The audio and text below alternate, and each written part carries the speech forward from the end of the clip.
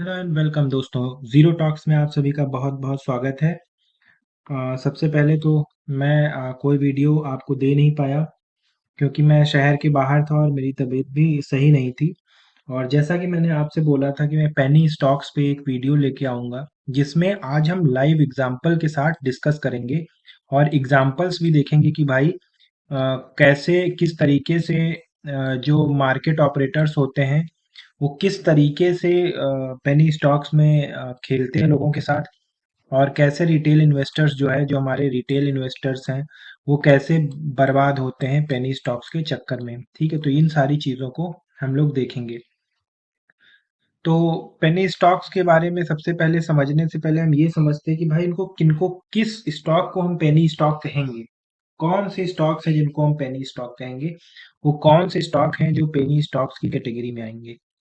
तो उनको जानने से पहले दो तरीके के स्टॉक्स हैं जो पेनी स्टॉक की कैटेगरी में आते हैं। एक तो जो लो प्राइस्ड सिक्योरिटीज होती, एक स्मॉल कैप कंपनीज जो होती है। तो लो प्राइस स्टॉक कम्युनिटी क्या हो गया भाई, जिनका प्राइस जो है वो बहुत कम है, मतलब 0.01 पैसे से लेके और कुछ 10-20 रुपए तक, 30 रुपए तक हो, ऐसे स्टॉक्स को हम कहते हैं पेनी स्टॉक्स।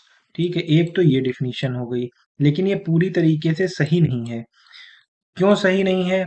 क्योंकि जो देखिए ये डिपेंड करता है, मैं अभी आगे आपके साथ एग्जांपल में भी शेयर करूंगा। उसके बाद आता है स्मॉल कैप कंपनीज। तो ये जो क्राइटेरिया है ये काफी हद तक सही है। पेनी स्टॉक्स को मानने के लिए जो कंपनी का स्टॉक 1,000 करोड़ के नीचे की मार्केट कैपिटलाइजेशन पे है, 1,000 करोड़ के मार्केट कैपिटलाइजेशन के नीचे है, उसको हम लोग कहेंगे पेनी स्टॉक्स। और ये वो क्राइटेरिया है जिसको हमें लेके चलना है। हम इस पर ज़्यादा यकीन नहीं करेंगे क्योंकि ये बहुत कंफ्यूजिंग होता है। ठीक है, आपको बस ये ध्यान रखना है कि जिस कंपनी का मार्केट कैप 1,000 करोड़ के नीचे है वो हमारा स्मॉल कैप कंपनी हो जाएगा। ठीक है, तो ये हो गई क्राइटेरिया। अब उसके बाद हम देखते हैं कि भाई अ, उनमें क्या-क्या समस्याएँ हैं, क्या प्रॉब्लम आता है। तो देखिए, एक तो उनके बारे में ज़्यादा इन्फॉर्मेशन नहीं होती हमको। ठीक है, क्योंकि उनका इतना बड़ा मार्केट कैप नहीं होता तो कोई भी जानकारी नहीं मिलती। हमें ना तो बीएसई पे कोई जानकारी मिलती है, ना एनएसई से कोई जानकारी मिलती। ठीक है, बीएसई, एनएसई किसी पे हमें कोई जानकारी इनके बारे में नहीं मिलती है। बीएसई और एनएसई पे जानकारी का मतलब ये है कि जो भी मेजर इवेंट्स होते हैं, क्योंकि कंपनी के पास कुछ इतने रिकॉर्ड वगैरह होते नहीं है कि वो बीएसई और एनएसई को इन्फॉर्म कर सके, तो बीएसई और एनएसई लास्ट में जब कहीं कोई इश्यू हो जाता है तो उसके बाद जब इन्वेस्टिगेशन करती है बीएसई और एनएसई, तब पता चलता है जाकर कहीं उसको। ऐसे ही जो दूसरी कैटेगरी है वो ये है कि हाई रिस्क और हाई रिवॉर्ड का पोटेंशियल होता है। कैसे हम देखेंगे भाई, कोई स्टॉक है जो 10 पैसे का स्टॉक है, उसका प्राइस आप देखेंगे तो लगभग लगभग 100 रुपए चला जाएगा। ठीक है, तो कितने गुना हो गया? 1,000 टाइम्स हो गया।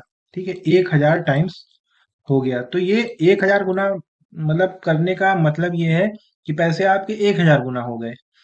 तो इतना मैसिव पोटेंशियल रहता है। और ठीक इसका उल्टा अगर कर दें कि 100 रुपए का स्टॉक है और वो कहीं 10 पैसे का भी हो सकता है। ठीक है, तो भाई आपके कितना कैपिटल, पूरा कैपिटल उड़ गया, 99.9% आपका कैपिटल उड़ गया। अगर आप देखें तो 99.9% आपका कैपिटल उड़ गया। उसके बाद वॉलेटिलिटी एंड प्राइस फ्लक्चुएशंस। तो अपर सर्किट और लोअर सर्किट दोनों लगते हैं। ठीक है, अपर सर्किट और लोअर सर्किट क्या है ये भी मैं आपको बता दूंगा। इसके लिए एक अलग से वीडियो लेके आएंगे जिसमें मैं ये बताऊंगा कि वॉल्यूम क्या होता है और मूविंग एवरेजेस क्या होता है। अल्टरनेटिवली जिन लोगों को ये डिटेल से समझना है, candle stick pattern, upper circuit, volume, lower circuit, ये सारी चीजें, तो प्रकाश सर के साथ कोर्सेज में एनरोल हो सकते हैं। उसके बाद हम लोग देखते हैं कि कौन कौन से रिस्क हैं। तो फ्रॉड का रिस्क है, और जनरली यही एक फ्रॉड का रिस्क इसमें इंक्लूडेड होता है। और लैक ऑफ लिक्विडिटी, क्योंकि ये छोटी कंपनियां होती हैं तो इनके पास लिमिटेड स्टॉक होते हैं। जो छोटी कंपनियां होती हैं उनके पास लिमिटेड स्टॉक होते हैं। मान लेते हैं 1 लाख शेयर ही हैं सिर्फ। ठीक है, 1 लाख शेयर हैं और उन्हीं में खरीद बिक्री होती है। तो ज्यादा शेयर्स नहीं होते, फाइनेंशियली इतने स्टेबल नहीं होते हैं। ठीक है। तो ये सारी प्रॉब्लम्स होती हैं। अब आइए एक बार हम चल के देखते हैं कि भाई चलता कैसे, लाइव एग्जांपल्स। तो ये देखिए, ये मैं एक स्टॉक आपके लिए लेके आया हूँ इसको समझने के लिए, कि प्रिज्मैक्स ग्लोबल वेंचर्स लिमिटेड। आइए देखते हैं कि इसमें हुआ क्या था। अगर हम इसके वीकली चार्ट पे जाएं, सबसे पहले हम मंथली चार्ट पे जाते हैं और देखते हैं मंथली चार्ट पे कि इस स्टॉक में हुआ क्या है। ठीक है। तो ये देखिए, ये अगर हम इस स्टॉक की बात करें तो स्टॉक कहीं ना कहीं 2017-18 के टाइम से हमें डेटा दिख रहा है, और यहाँ पे हम देखते हैं कि स्टॉक का प्राइस 37 रुपए का है। ठीक है। और आप देखेंगे कि स्टॉक में एक मैसिव फॉल आता है। ये वो समय है जब इसको डंप किया जा रहा था। ठीक है, इसको डंप किया जा रहा है, मार्केट ऑपरेटर्स के जरिए इसको डंप किया गया, कि यहाँ से भाई सारा माल नीचे गिरा दिया गया रिटेल इन्वेस्टर्स को। ये जो जोन है ये डंप करने का जोन है। ठीक है, और यहाँ पे सारा माल गिरा दिया गया। उसके बाद हम चलते हैं और थोड़ा आगे बढ़ते हैं। ठीक है, और थोड़ा सा अगर हम इसमें आगे बढ़े और वीकली चार्ट पे अगर जाके देखें हम, तो वीकली चार्ट पे देखिए, वीकली चार्ट पे भी सेम कहानी हमको दिखेगी। अब थोड़ा सा और आगे सिनेरियो को बढ़ते हैं कि भाई डंप करते करते यहाँ पे कितना प्राइस आ गया, लगभग 1 रुपए 50 60 पैसे 70 पैसे 80 पैसे स्टॉक आ गया। ठीक है। ये जो जोन है ये है अकुमुलेट करने का, या इसको बोलेंगे पंप जोन। ठीक है। यहाँ पे जो भी स्टॉक ऑपरेटर्स हैं वो 70 पैसे 80 पैसे में स्टॉक खरीदेंगे, और सारे स्टॉक लगभग लगभग आप मान के चलिए कि 80 to 90% जो स्टॉक्स होते हैं उनको वो अपने पास खरीद लेंगे। ठीक है। और ऐसे में क्या होता है कि जो अब स्टॉक्स की अवेलेबिलिटी है, ठीक है, जो अवेलेबिलिटी है स्टॉक्स की, कि भाई कौन से स्टॉक कितने अवेलेबल हैं, वो अब गिर गए। ठीक है। अब अवेलेबिलिटी क्या हुई, अवेलेबिलिटी स्टॉक्स की गिर गई। अब सिर्फ 10% स्टॉक्स में ही लोग खरीद और बिक्री करेंगे। तो जाहिर सी बात है, जब सप्लाई कम हो गई, ठीक है, जब सप्लाई स्टॉक की कम हो गई यहाँ पर, जब सप्लाई स्टॉक की कम हो गई तो क्या होगा, तो प्राइस ऊपर बढ़ेगा। ठीक है, प्राइस ऊपर बढ़ेगा। और वही हमें यहाँ देखने पे मिला, यहाँ पे सारी लिक्विडिटी सक कर ली गई। उसके बाद 10% सिर्फ स्टॉक बचे और प्राइस शूट अप कर गया, उसके बाद फिर नीचे आया, फिर ऊपर गया। ठीक है। और फिर यहाँ पर ये वाला जो जोन है ये हमारा डंप जोन हो गया। ठीक है, और ये डंप जोन हो गया, यहाँ पर फिर जो भी है वो 12 रुपए पे बेच दिया। तो लगभग लगभग अगर हम देखें तो तकरीबन 13-14 गुना इन्होंने पैसा कर लिया। ठीक है, अपना। और उसके बाद अगर हम देखें कि ये देखिए, यहाँ पर आगे क्या होता है, आगे भी सेम सिनेरियो, उसके बाद दोबारा कभी प्राइस उस प्राइस पे आया ही नहीं।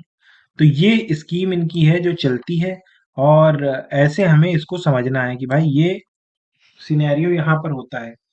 तो ये तो एक स्टॉक हो गया।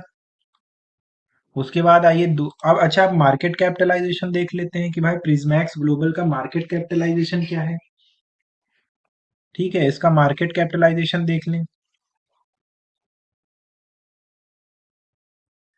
ये उसके बाद दूसरी कंपनी है, और इसमें अगर हम देखें, जो प्रिज्मैक्स का मार्केट कैपिटलाइजेशन वो कितना है, ये भी मैं आपको बता देता हूँ कि इसका मार्केट कैपिटलाइजेशन जो है वो लगभग 80 करोड़ के करीब है।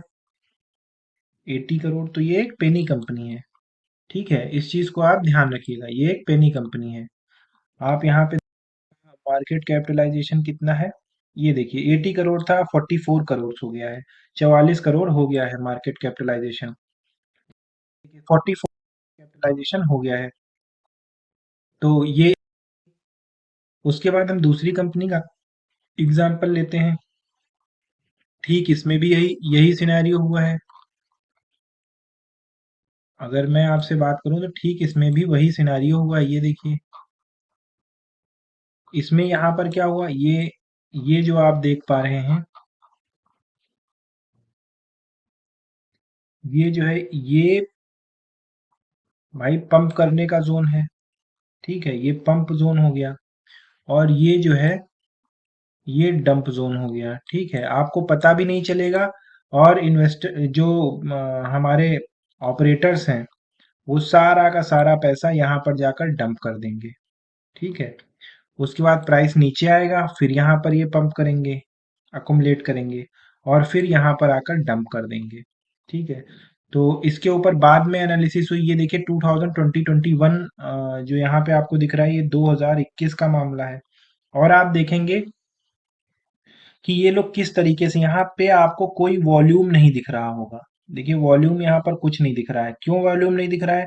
मैंने आपको बताया कि जो 90% स्टॉक्स हैं वो जो ऑपरेटर्स हैं वो अपने पास लेके बैठ जाते हैं। ये 90% स्टॉक्स ऑपरेटर अपने पास लेके बैठ जाएंगे और इसमें ना खरीद करेंगे ना बेच करेंगे।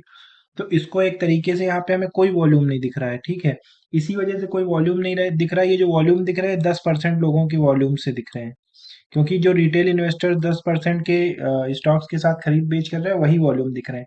और यहाँ पे आपको ढेर सारा वॉल्यूम दिखेगा, क्योंकि यहाँ पे स्टॉक को बेच दिया गया। ये जो 90% स्टॉक्स थे इसको यहाँ पर बेच दिया गया। इसके करस्पॉन्डिंग्स आप देखेंगे तो इतने एरिया में पूरे स्टॉक्स बेचे गए हैं। फिर यहाँ पर देखिए ये जो ब्लू आपको दिख रहे हैं ये पंपिंग जोन है। यहाँ पर जो ऑपरेटर्स हैं इन्होंने फिर से स्टॉक्स खरीद लिए सस्ते भाव पे। ठीक है, सारे लगभग 80-90% उठा लिया। उसके बाद यहाँ पर देखते हैं, ये देखिए फिर जाकर ऊपर बेच दिया। तो ऐसे चलता है, ये रिस्क इन्वॉल्व है। ठीक है, ये रिस्क इन्वॉल्व है। अब हम देखते हैं कि क्या सारे बेकार होते हैं? नहीं, 10% स्टॉक्स ऐसे हैं, 10% स्टॉक्स ऐसे होते हैं जो बहुत अच्छा रिटर्न जनरेट करते हैं। ठीक है, जैसे अगर मैं आपको बताऊं यहाँ पर कि जो भी स्टॉक थे वो पहले, जैसे अगर बजाज फाइनेंस की बात करें हम, आज बजाज फाइनेंस का प्राइस कितना चल रहा है? 7100 रुपये का चल रहा है। और अगर हम पीछे जाकर देखें कि भाई कभी किसी ज़माने में स्टॉक का प्राइस कितना हुआ करता था, तो ये देखिए ये है बजाज फाइनेंस। और एक ज़माना ऐसा था 2005-6 में कि ये भी एक पेनी स्टॉक हुआ करता था। ये देख सकते हैं आप, क्या प्राइस है? 13 रुपये, 14 रुपये, यहाँ पर इनफैक्ट 3 रुपये, 2 रुपये, 3 रुपये, 4 रुपये।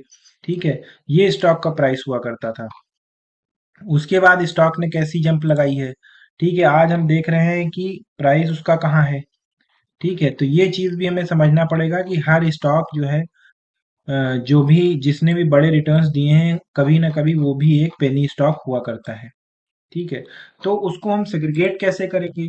तो उसके लिए मैं आपको टाइम टाइम पे बताता रहता हूँ कि कौन से पेनी स्टॉक्स में क्या पोटेंशियल है। तो आप उस चीज़ को, चैनल पे जो लोग रेगुलर हैं वो इस चीज़ को देख सकते होंगे।